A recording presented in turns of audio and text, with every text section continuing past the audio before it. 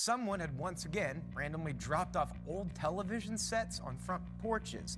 Only this time around, the pranksters, they were caught on camera. This is the kind of hero the world needs, so I'm going to make a TV hat. The big giant glass cathode ray tube should not be taken apart or broken for any reason. It can hold a deadly charge and has dangerous toxic chemicals inside. Take it to a recycling facility. Do not use it as part of your costume. We'll use something else. If you're like me and allergic to dust, you're gonna wanna take this thing outside and really give it a good hose down because the insides of these things are disgusting. Okay, so I've screwed the two pieces back together and I marked a sort of my head shaped hole.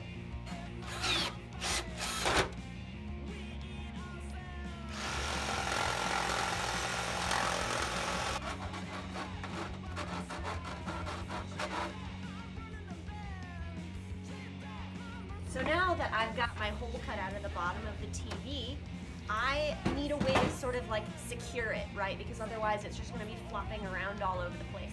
One really good way to do this is to sacrifice a hat. I've got it on backwards just because of the way this TV goes, because I don't want the brim like sticking out the front of here, but there's a ton of room for it to go in the back. With this on my shoulders, I've got it exactly where I want it. I want to keep the hat exactly here and the TV exactly here. So I'm gonna do this crazy funky thing. This is an exact science for sure. I'm gonna turn my head over, reach in,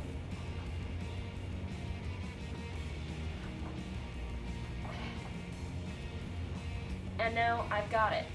Don't lose your place on that hat, just hot glue it in there. Now, I did also have to Dremel off a couple of weird little pieces to be able to glue it in properly. You really need to hold those down while they dry. Now, I got some craft foam here because I decided that this little edge here kept getting caught in my hair and was really annoying, so I'm hot gluing on these little pieces of foam to make a soft edge. Well, this hat is pretty secure on here and it's feeling pretty good, except it kind of just keeps falling off. So I decided I think I need to add like a little chin strap so that it stays on. Good thing I have just some random garbage pants lying around that I can steal the elastic out of. As I'm cutting this fabric, I'm thinking I will actually use fabric for the face of this mask. I would just stretch some black stockings over it, but I actually have a better idea. Now to find something that can work for the face of my little thing, I'll just look around in here and see what I can find. Under here, or I don't know. Aha! What are these weird x-rays of a dog? Why do you have these dog x-rays? Stay away from my trash.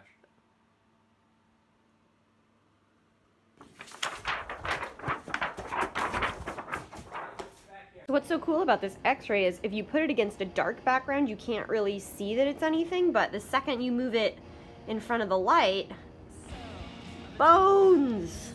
Perfect for Halloween. Poor little Rumple. So I really wanted that spine exactly where my eyes were going to be, so I lined it up and taped it down, and then to figure out what shape to cut out, I just kind of felt around the edge of the TV and made a rough line where I needed to cut, making it a little bit bigger than it needed to be. Now for the fun part, getting it to fit in there so it looks right. It was a little bit of a chore, but it wasn't that bad. I just kind of snipped as I went to get in all those little weird corners. You notice those little copper LED lights? I was trying to make it light up so you could see the skeleton, but it didn't end up working.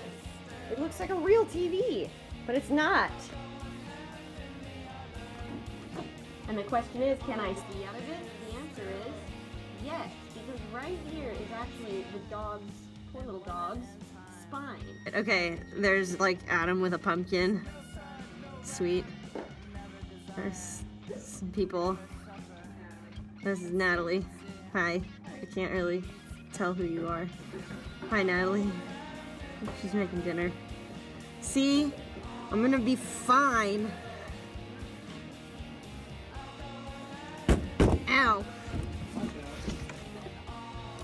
Now I'm ready to hand out candy. or old TVs. Thanks, random prankster, for making things more interesting.